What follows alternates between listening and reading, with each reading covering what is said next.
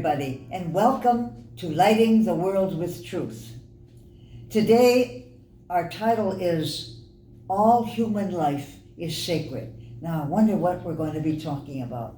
And I have my special guest with me today, and I'm going to have her introduce herself. Okay, would you please? Hello, I'm Sister Joyce Quintana. Now, I'm a Racine Dominican sister, and I reside here at Siena Center in Racine, right outside of Racine. Okay, all right, very good. All right, now, we are going to be talking about life. And we're going to be talking about immigration, migrants, refugees, whatever. And so, Joyce, could you please give us the difference between migrants and refugees? Are they the same people? Well, perhaps they could be the same people. Usually, migrants are people coming from another country to our country, or if we were to migrate to another country, we could be going to another country, seeking a place to live and work mainly. Migrants usually come self-motivated to many times to reconnect with someone in their family who is already here. It doesn't always happen that way, but by and large, in recent years, the father of the family usually leaves his family, comes into the United States to find a job and to find a place to live. And once he's a little bit more settled, he sends money back to his family. And either one by one, or if they're very young children, the young children come with a mother to join him in this country. That's usually what we would say migrants are. Now, it has happened that entire families have come all at once, and they are also migrants. Now, the difference between a migrant and a refugee is a person, or refugees, plural, groups of people who have really been forced from their home. They've been pushed out of their own country. So it isn't necessarily something that of their own accord they would want to do. But a refugee is the same kind of person as someone that we say is coming to the United States seeking asylum. And they're coming here to save their life. Yes. Both refugees and asylees are coming here to protect their own lives. Okay. And the causes why these refugees are coming here, it's usually because in their own country, things are not safe for them. No. That's why we say they're driven out. The economical situation is not good. The political situation is not good. And now, in our modern age, we have to look at religious motives also. We have many Christians being persecuted in countries like Syria or Egypt. And in order for them to stay alive, they leave. Okay, that's why I was going to ask you the next question. Why are these immigrants, the same thing, no? Why are they arrested? This is what's going on at the border. It's horrible. In other countries, why are they arresting them?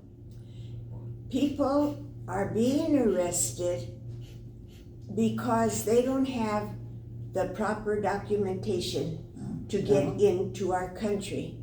Now, I've had so many people, Lois, say to me, well, why don't you just tell all those refugees to go home and get in line and come in safely like our grandparents did when they came, our great-grandparents. They came in and they didn't cause all this uproar. Well, things were very different back in those early days of our country. We were just a young country. We weren't very well organized. And the only thing they had to do was show up at Ellis Island, and not everyone was admitted, but just about everyone. Because my dad was one of those. Yes, but now in the 1920s, our country put into our federal regulations some stipulations, and one of those was that every person who is going to come into this country had to have it like an application and some paperwork. And many people don't have that. Well, no, but if they're fleeing, Yes. you know. Yeah. And then the other thing is that even if people do have the proper paperwork, it takes our country a long time to process all the papers. You know, the thousands and thousands of people trying to get into our country. And so when they come to the border, they expect to walk across immediately, and they're told, no, stay here, we have to process your papers. So it isn't a simple 1, 2, 3 process. It's much more complicated. And they really arrest them. I mean, even if I know that some don't have their documents, but this is, the children and everything is just horrible what's going on. Yes. You know, I think this is awful. Why do you think, do you want to answer that part first? Well, okay. I just want to clarify something for a lot of our people who maybe don't know a lot about immigration, but I just want them to know that as strict as our laws are for immigrants coming into this country, and if somebody comes and doesn't have all the paperwork that is normally required, and they come across into our country anyway, they could have a lot of places they could just come over the border. Yeah. Coming into our country without proper documentation is not a criminal offense. No.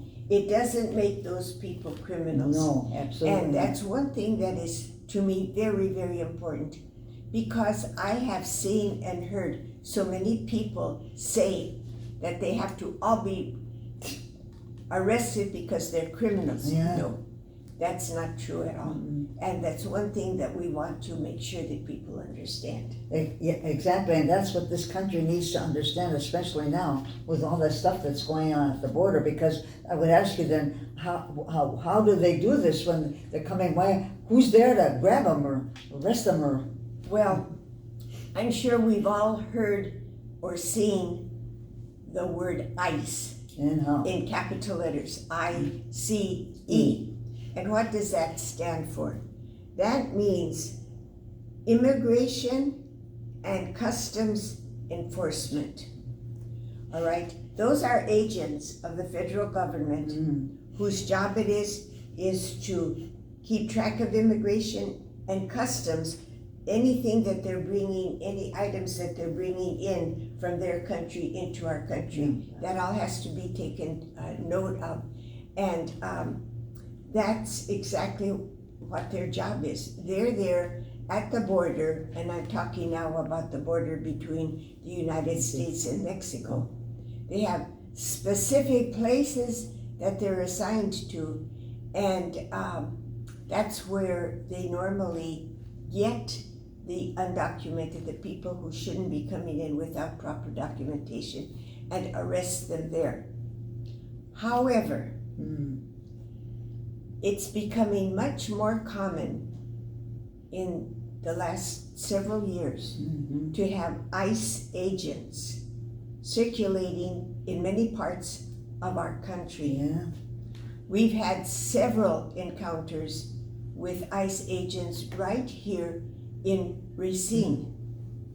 And our RIC, the Racine Interfaith Coalition, has worked very, very hard to try to get support from like our senators in Washington to tell the Homeland Security, that's who's in charge of ICE, keep your agents out of our city, keep them out of our courthouse. They don't belong here. They belong at the border. Just this week a woman who was studying to be a Lutheran minister, and she was doing her practice teaching, if you want to call it that, her helping out here at Emmaus Lutheran Church, or Amos Lutheran Church. She was arrested by ICE, put in detention, and just recently put on a plane and sent back to her home country of Colombia. So incidents like this make other immigrants and individuals and families very frightened. Exactly, because I mean, this is immoral. They're doing things that they have no right to do. That's right. And just because somebody is coming as an immigrant doesn't mean they're a gang member and a criminal and a rapist and everything else that they've been called. You know? Well, that's the bad thing, is that some speakers automatically jump to that conclusion and they name all of the Mexican immigrants or Central American immigrants as criminals, as rapists, drug dealers, and all of that. It's just the one concept that is so important for all of us to understand is that every immigrant or refugee that comes into our country in whatever manner, legally right at the beginning or illegally, but then we work to get them here correctly, they have human rights. Exactly. And so many of our Americans don't understand that. But our Constitution says that. We hold this truth to be self-evident, that all of us are created equally. Exactly. By our God. All of us are. Now, we as American citizens, we have some special rights that are only ours because we are U.S. citizens. And the special right that we have is that we can vote in all of our elections. And anyone who is not a U.S. citizen cannot. Okay, so is there anything, Joyce, that you could tell our listeners today? What can we do about this? Yes. Number one, keep reading the papers. Normally, Rick, the Immigration Task Force of the Racine Interfaith Coalition, has a lot of wonderful activities. We usually urge our people in Racine to contact their representative in Washington and one or both of their U.S. senators. Okay. When we are working very hard to get some legislation passed. Okay. Give them a phone call, write them a letter. If you're uncertain about something, I urge you to call the Racine Interfaith Coalition. You can find their book, their phone number in the telephone directory, and ask to speak to someone there on immigration. Exactly. All right. I really thank you so much, Joyce, for all this information, and I'm sure those that are listening here are very informed too. You know, I wanted to end with, there's a quote. I don't know if all of you know this, at the bottom of the Statue of Liberty that stands, in out east, and it was written by Emma Lazarus in 1883. And this is what it says, and you can read it right on the bottom. It says, "Give me your tired, your poor, your huddled masses yearning to breathe free. Send these, the refuse of your teeming shores, send these to us." And I think that, that's been there since 1883. And are we living that? I don't know. So, my dear listeners, and I really hope that this message to you will inspire you to do something about this, because it's getting worse, okay? And again, Joyce, I thank you so much for your time, for being here and sharing this. Okay. And remember, we always close our program. Once you know the truth, you are responsible for it. Blessings on all of you. Thank you.